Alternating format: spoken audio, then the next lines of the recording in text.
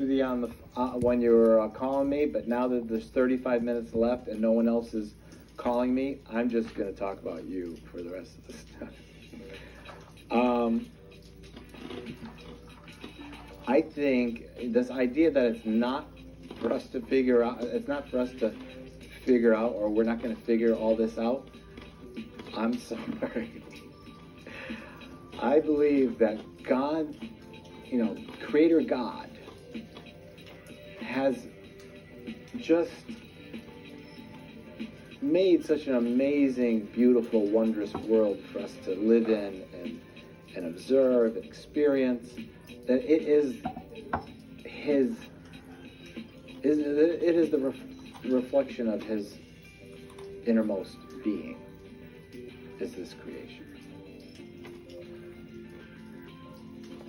And by His Spirit living in me and you,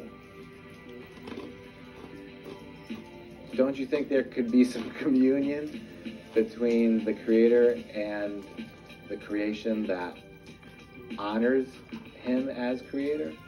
And when I say Him, I'm not necessarily saying Him, except Jesus did say Father, so whatever.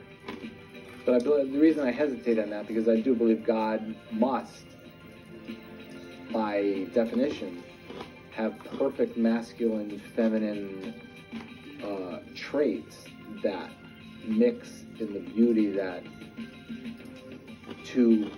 where two can be one. Not in the sense of what we consider masculine and feminine down here. Please, what a mess. But in the reality of the two becoming one, I believe God must, in His essence, be the perfect matching of those traits. And if His Spirit is alive in us, then we reflect Him by choice or choosing not to. It's all about me. What do I want to do tonight? What's on TV? I want to watch this. I know it's not really good for me, but I'm going to watch it anyway because I like watching these shows, even though afterwards I don't really think I should have watched those shows. I mean, stuff like that. The Spirit of God can give you a peace to just skip that whole event and just remain in communion. It's what obedience is, not jumping through hoops for a pastor somewhere who's kind of got a crazy idea of running a church, but just in face-to-face, honest interaction with God. And so what do I mean? You could just say something. What would be something I would say to God? You want to know what I would say to God? I wish you would have told me it was going to be like this. Something I'd say to God. And then I wait to see what the response is. Now, I'm not sitting there waiting for God's response. I go about my business, and then in some way, either the thought comes to me in a very strong way that to me suggests another presence, if I can use that term, and kind of get the idea of, okay, so, if all that life is giving glory to God and loving others and having the love of God in you, and you soak in all the beauty around you, you love all the relationships around you, you nurture those relationships, you do it in a thanksgiving to God and an appreciation to what God's given you, and you just live in that place, then pretty soon you're going to be doing that without trying, because it's going to become sort of second nature to you. And that's why I can say something like, gee, I wish you would have told me it was going to be like this. I might not have done certain things. And God would just say, I did tell you. And then I'll be like, yeah, I guess you did. Yeah, I guess you did tell me, and I just wasn't listening.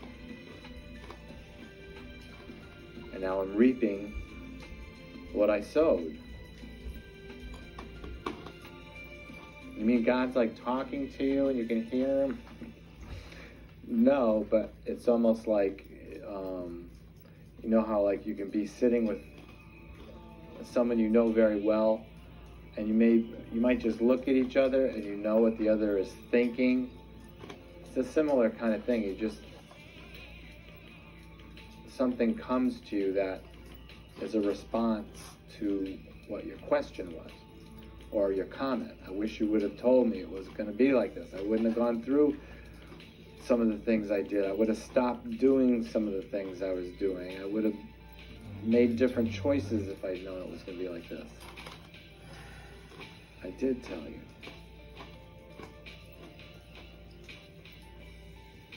So, we're always making like these excuses, right? I did tell you. I did tell you.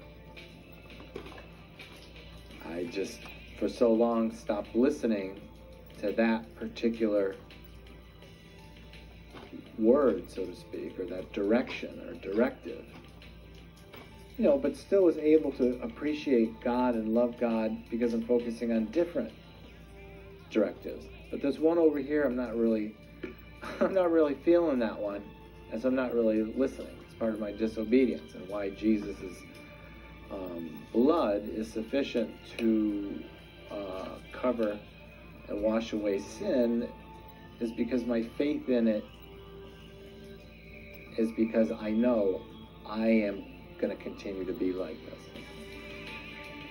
I'm going to have my moments of being still in the presence of God, loving Him with all my heart, and then doing something really stupid that's selfish and is not conducive to my spiritual development. And I'll go back and forth between different levels of disobedience, so to speak. Yeah, I hear you, but hang on a second. What were you saying? Yeah, God, I heard you, but hang on a second. I mean, there's different, ways of disobeying.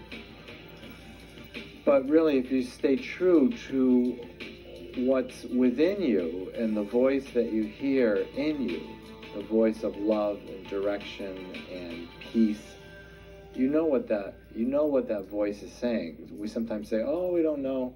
No, you know. You know.